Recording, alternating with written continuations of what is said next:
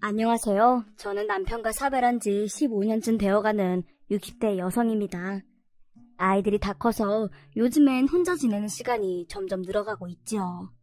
그래서 그런지 저보다 먼저 죽은 남편 생각이 더 많이 납니다. 한평생 목수였던 남편이 만들어준 탁자를 아직도 버리지 못하고 쓰고 있지요. 물건이 아깝기도 하지만 하늘에서도 억울해할 만큼 기가 막힌 사연이 있어서 더 그렇습니다. 어떤 이야기인지 궁금하시죠? 아주 오랫동안 입에 닫고 살았는데 눈에 보이지는 않지만 많은 분들에게 제 얘기를 풀어보려고 합니다. 남편은 살아생전에 아주버님과 목공소를 아주 크게 운영했습니다. 그래서 지역에서는 유지라고 할 만큼 돈을 많이 벌기도 했어요. 언제부터 했냐고 물어보니 중고등학교 때부터 어깨너머로 배우기 시작했다고 하더군요. 한창 공부할 나이에 목공일을 했다고 하니 저는 좀 놀랐습니다. 그런데 남편은 목공일을 할 수밖에 없었다더군요. 가족의 생계를 책임져야 했으니까요. 그래도 아주버님도 계셨는데 왜 그렇게 혼자 고생을 했냐고 했더니 아주버님은 다른 꿈이 있었다는군요. 어릴 때부터 반반하게 생긴 외모 때문인지 연기자가 되고 싶어 했다고 합니다. 그런데 그게 쉬운 길이 아니잖아요. 게다가 어디 한두 푼 필요한 게 아니고요. 연기 공부를 한다고 해서 다 스타가 되는 것도 아니고 그렇다고 다른 연예인들보다 월등하게 생긴 외모도 아니었으니까요. 그런데 문제는 점점 무명이 길어질수록 아주버님은 왜 뒷받침을 해주지 않냐고 불만이 많았다는군요. 아버지가 일찍 돌아가셔서 목공소 일을 어릴 때부터 했던 동생한테 그게 할 말인지. 그러니까 지금 다 돌이켜보면 그게 아주버님의 성격이었던 것 같아요. 뻔뻔함 같은 거요. 지금도 그 얘기를 하고 있으니 치가 다 떨리는군요. 거의 10여 년 동안 무직이었던 아주버님이 연기자를 포기하고 돌아와서 목공일을 배우기 시작했던 것도 다 어쩔 수 없었던 선택이었던 것이었죠. 받아주는 데가 없으니 억지로 목공소 일을 했던 겁니다. 그러니 재미도 없었겠지요. 그러던 어느 날 저희 남편의 과로로 쓰러지게 된 것입니다. 정밀검사를 받아보니 간암 말기였어요. 그날은 정말 하늘이 노래지는 것 같더군요. 아직 살아가야 할 날이 창창한데 말기암이라니. 그때 딸아이가 중학생쯤이었으니 정말 제게는 더 청천벽력 같은 소식이었습니다. 그런데 남편은 저희가 실패할 겨를도 주지 않고 그렇게 불쑥 저희 곁을 떠나고 말았습니다. 아들이 죽어서 그런지 시어머니의 치매 증상은 더욱 심해지셨습니다. 사실 그동안 저희 남편이 장남이 아닌데도 어머님은 저희가 모시면서 살고 있었습니다. 장남이라고 모든 걸 다 책임져야 하는 건 아니니까 저도 남편의 효심을 알기에 그렇게 하자고 한 것이죠. 그런데 남편이 죽으니 저는 더 이상 시어머니를 모시지 않겠다고 아주버님에게 말씀을 드렸지요. 물론 시어머니와 정이 든 상태여서 너무 죄송스러웠지만 저희도 먹고 살아야 하잖아요. 제가 일을 하지 않으면 제 딸은 어떻게 공부를 시키겠어요. 그러니 아주버님에게 죄송하지만 더 이상은 우리가 모시기 힘들겠다고 말씀을 드린 것이죠. 그런데 아주버님은 마치 기다렸다는 듯이 나오더군요. 그럼 우리도 이참에 재산 분할까지 해버리죠. 저야 뭐 상관없습니다만 그래도 아직 살아계신데 어떻게 재산을 상속받으실 생각이신지. 저는 남편이 죽고 시어머니가 아프기 시작하면서 점점 아주버님의 욕망이 다시 끓어오르고 있다는 걸 짐작하고 있었습니다. 못다 이룬 꿈에 대한 한도 있겠지만 성공에 대한 열망도 크다는 걸 알고 있었지요. 목공소에서 얼마나 번다고 그렇게 고생을 하냐면서 늘 제 남편을 한심했으니까요. 아니, 동생도 죽고 시어머니도 안 모시겠다고 나오시니까 재산을 안 받겠다는 각서를 써주셔야 할 것 같아서요. 저는 아주버님의 말씀에 왈칵 눈물이 쏟아지더군요. 아니, 저희가 모시지 않겠다는 게 아니라 저희 형편이 안 되니까 그런 거죠. 어쩜 저희 남편한테 퇴직금 같은 것도 정산 안 해주시고 앞으로 저희는 어떻게 살아야 합니까? 아주버님이 목공소 수익을 다 가져가고 계시는 거 누가 모를 줄 알아요? 저는 그동안 쌓여있던 서름이 한꺼번에 폭발할 것 같았습니다. 그런데 아주버님은 저를 한참 동안이나 어이없게 바라보더군요.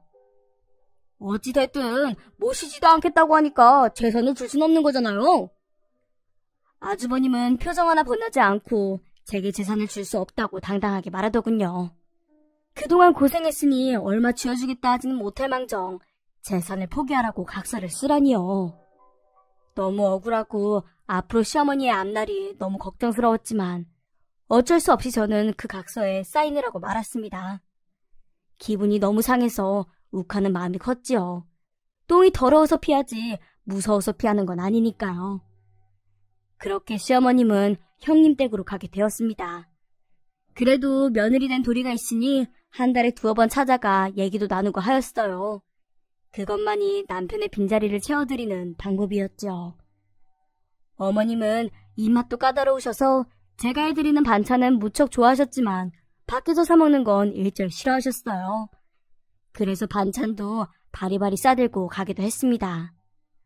그러던 어느 날 여느 때처럼 반찬을 가져다 주러 형님 댁에 갔습니다. 그런데 형님이 급하게 저를 막으면서 집에 시어머니가 안 계시다고 하더군요. 이상했습니다. 시어머니는 연세가 많으셔서 밖으로 잘 나가시지도 않으시는데 말이죠. 형님은 뭔가 개운하지 않은 얼굴로 시어머니가 노인정에 나가기 시작했다면서 얼버무리더군요. 그러니 반찬만 놔두고 가면 본인들이 알아서 챙겨드린다고요. 저는 형님이 어딘가 숨기는 게 있는 것 같아서 꺼림칙하긴 했지만 집으로 돌아올 수밖에 없었네요. 그런데 또 며칠 후에도 비슷한 일이 벌어졌습니다. 이번에는 감기가 심하게 걸렸으니 아무도 방으로 들어갈 수가 없다더군요. 아프면 병원에 데려가야지 왜 집에서 누워 계시냐 했더니 그게 다 시어머니가 고집을 부려서라고 하더라고요. 그 말에 저는 한숨을 쉬면서 또 그 집을 나와야 했습니다. 그 집일에 신경 쓰지 말아야지 하면서도 대문을 나서는데도 시어머니 방에서는 앓는 소리도 기침 소리도 들리지 않는 게 아무래도 이상했어요. 그래서 발걸음을 다시 뒤로 돌렸습니다. 어머님, 어디 계세요? 저는 형님이 제가 가져간 반찬을 냉장고에 들여놓는 그 잠깐 사이에 후다닥 시어머니가 계시는 방으로 들어갔습니다. 그래도 얼굴은 봐야 안심이 될 것 같았거든요. 그런데 저는 방문을 열어닫자마자 다리에 힘이 풀려 주저앉고 말았습니다. 아니 어쩜 방 안은 텅 비어 있었어요. 어머님 어디 가셨어요? 그게 나는 몰라. 네? 형님이 모르면 누가 아는데요? 아, 혹시 다 아주버님이 꾸민 일이에요? 형님은 제 눈빛을 피하면서 고개를 끄덕이더군요. 아니 아주버님은 시어머님을 어디다 모시고 계신 걸까요? 그래서 저는 한 걸음에 아주버님이 일하고 계시는 목공소로 향했습니다. 그런데 목공소 안 작업실은 먼지 하나 날리지 않고 깔끔했어요. 늘 나무 톱밥들이 질비한 곳인데 말이죠. 역시나 아주버님은 사무실 안에서 뒹굴거리고 있었습니다. 그런데 저는 아주버님의 복장을 보고 너무 소름이 돋았어요. 아니 왜 도대체 수의를 입고 있는 걸까요? 게다가 사무실 한켠에 놓여있는 관은 또 뭐고요? 저는 너무 기가 막혀서 시어머님이 어디 있냐고 따져 물었습니다. 아주버님, 어머님 어디 가셨어요? 버리셨어요? 아님 어느 시설이라도 가두고 계신 거예요? 아니 이제 와서 왜요? 시어머니 안 모시겠다고 했잖아요. 근데 무슨 상관이에요? 저는 아주버님의 반응에 더 화가 났습니다. 저를 마치 불효자처럼 대하는 그 말투가 너무 화가 났지요. 저희 자식들보다 더 좋은 곳에 갔으니까 이제 상관하지 마세요. 아셨어요? 게다가 아주버님은 그 자리를 피해 밖으로 나가려고 들었어요. 무언가 숨기고 있는 게 확실했죠. 좋은 데가 어딘데요? 아들 집보다 더 좋은 데가 세상에 어디 있는데요? 저는 너무 화가 나서 바락바락 소리를 질렀답니다. 결국 재산 다 물려받았으니 버린 거 맞죠? 어머님을 대체 어디다 버린 거냐고요? 아, 참고 되게 시끄럽네. 그럼 저 관은 뭐예요? 도대체 수의는 왜 입고 계신 거냐고요? 저는 더 이상 궁금증을 참지 못하고 몰아세웠습니다. 그랬더니 그제야 저보고 진정하라면서 놀라지 말라더군요. 자기도 할 말이 많다면서 말이에요. 그리고 정말 아주버님의 말 맞다나 들으면 들을수록 밝혀지는 비밀에 저는 한숨이 저절로 새어나왔습니다. 그러니까 저는 주워온 자식이었다고요. 잘 알지도 못하면서 왜 저한테 화를 내요? 아니, 그래도 자식이잖아요. 평생을 그렇게 길러주셨잖아요. 아이고, 그게 길러준 거예요? 제가 친자식이었어 봐. 연기자 한다는 것도 평생을 못하게 하셨는걸요? 제가 듣기로는 밭까지 팔아가면서 할 수 있는 만큼 지원해준 걸로 아는데. 그러니까요. 그게 딱 그 정도밖에 안 해준 거라니까요. 네?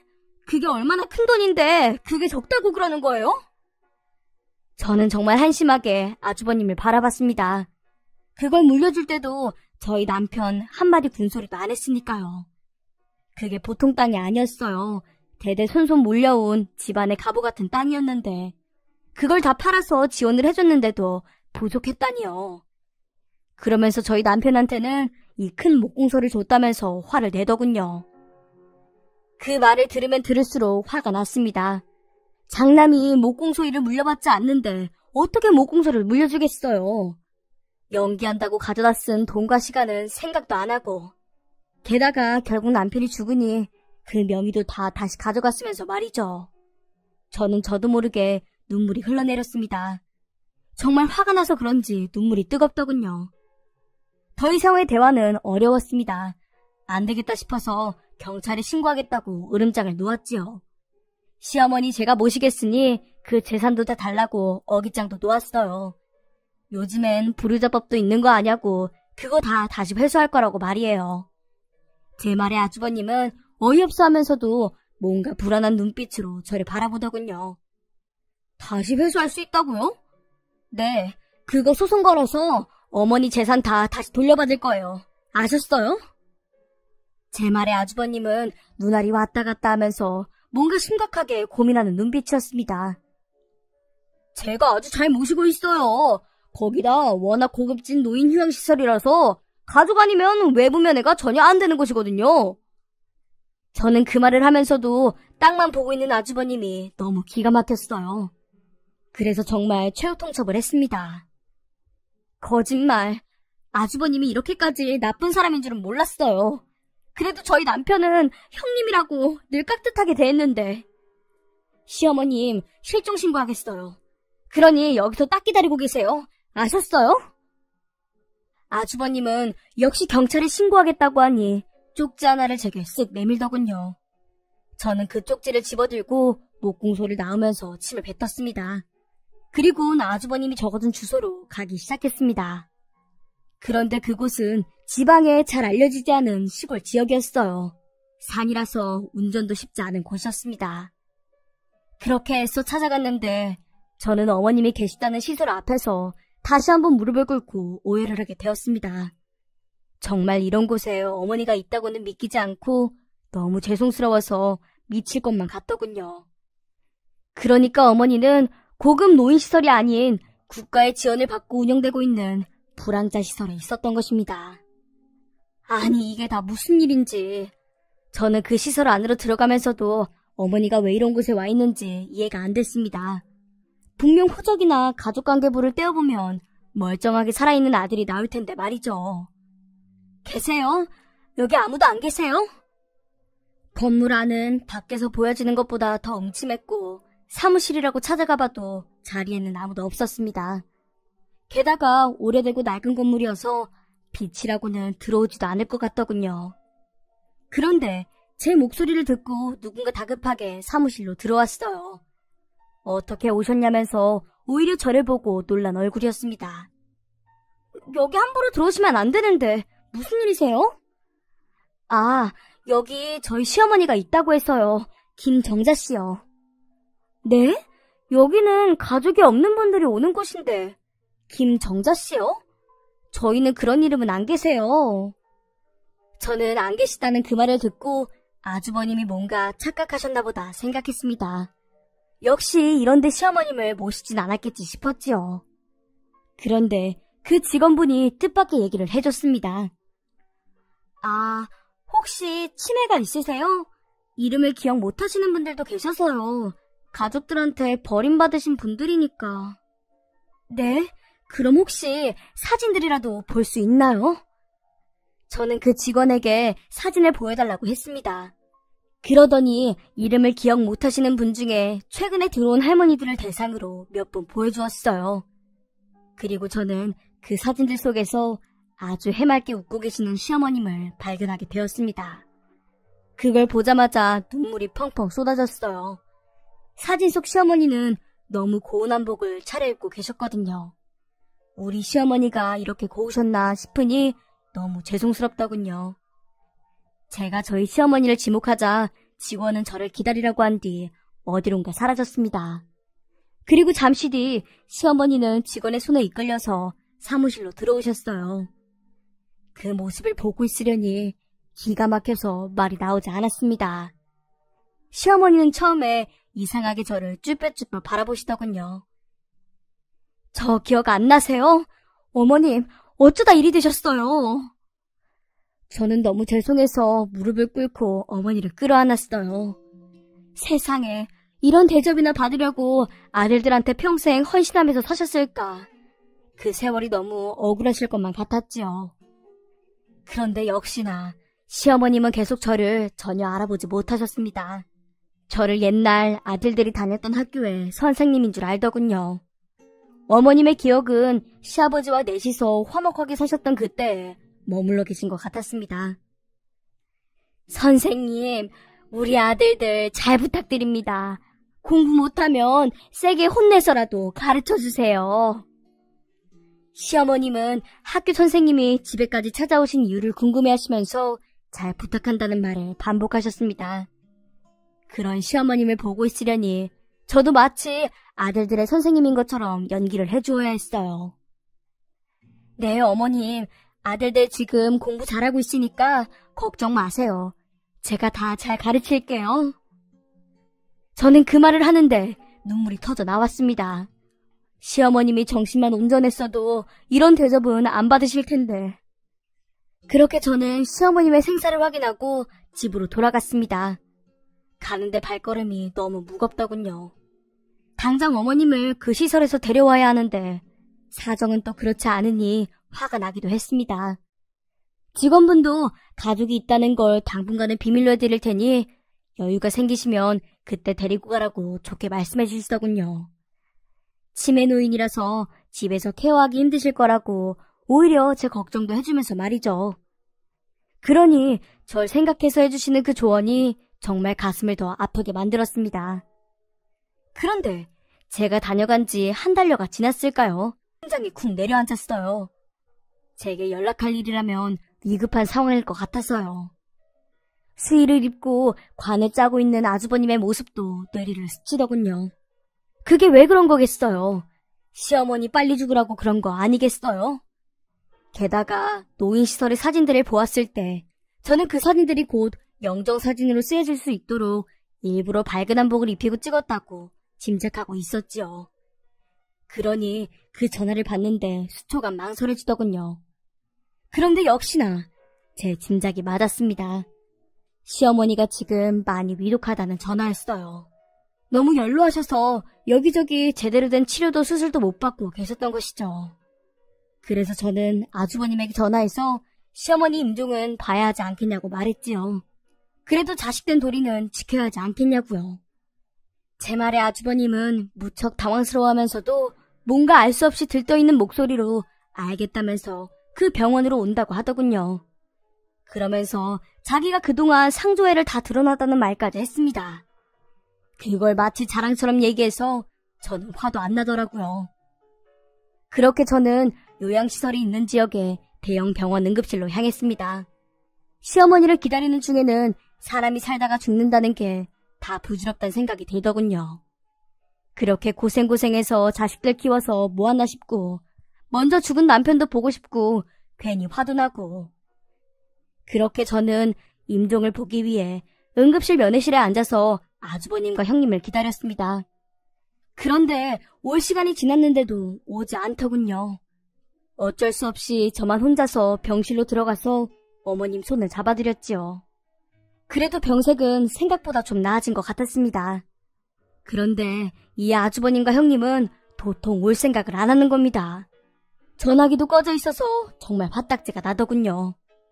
어머님 가시는 마지막 길도 배웅해주지 않을 정도로 나쁜 인간들인가 싶어서 말이죠. 그게 뭐 어렵다고. 한참 동안 병실에서 어머님 손을 잡고 옆에 앉아 있었습니다. 가끔 눈을 떠서 저를 알아보시는 것 같기도 하고 여전히 제가 누군지 헷갈리시는 것 같기도 했지요. 곧이어 시어머니는 1인실 병실로 옮겨졌고 잠시 뒤 맑은 죽을 먹기 시작했습니다. 너무 다행이었어요. 그런데 그 시간까지도 형님네는 오지 않았습니다. 그러다 모르는 번호로 전화가 한 통 걸려왔는데 병원이라는 겁니다. 그러고 보니 시어머니가 누워있는 같은 병원이었습니다. 무슨 일인가 싶어서 저는 응급실로 급하게 내려갔습니다. 그런데 거기에 몇몇 사람들이 울면서 벽을 치고 있는 겁니다. 직감적으로 단단히 큰일이 일어났다는 걸 느낄 수 있었어요. 그리고 저는 얼마 가지 않아 바로 알게 되었습니다. 빗길 운전 중이었던 버스와 저희 아주버님 차가 정면으로 충돌했다는 사실을요. 그래서 많은 승객들이 부상을 당했고 저희 형님과 아주버님은 결국 사망하였다는 것을요. 그렇게 형님이 예약해두었던 상주 서비스는 결국 본인의 장례식에 적용을 받게 되었습니다. 참, 기가 막힌 일들을 다 풀어놓으려니 속이 시원하면서도 한편으로는 마음이 무겁기만 합니다. 그날 이후 시어머니는 건강이 호전되어 저희 집에서 머물고 있습니다. 저도 큰 마음을 먹고 시어머니를 간호하고 있지요. 사실은 제가 24시간 다 붙어있지는 못하고 있어요. 낮에는 국가의 간병 지원을 받고 있습니다. 그래도 그게 얼마나 큰 도움이 되는지 모르겠습니다. 그리고 그런 비용이 다 가능했던 건 시어머님의 모든 재산을 제가 다 상속받게 되었기 때문이기도 합니다. 형님네 부부가 사망하고 나서 보니 목공소 앞으로 엄청 대출을 받았더군요. 그래서 사실은 별로 남아있는 재산은 없었습니다. 그래도 형님네가 살던 알짜배기 집터가 큰 돈이 되는 곳이었어요.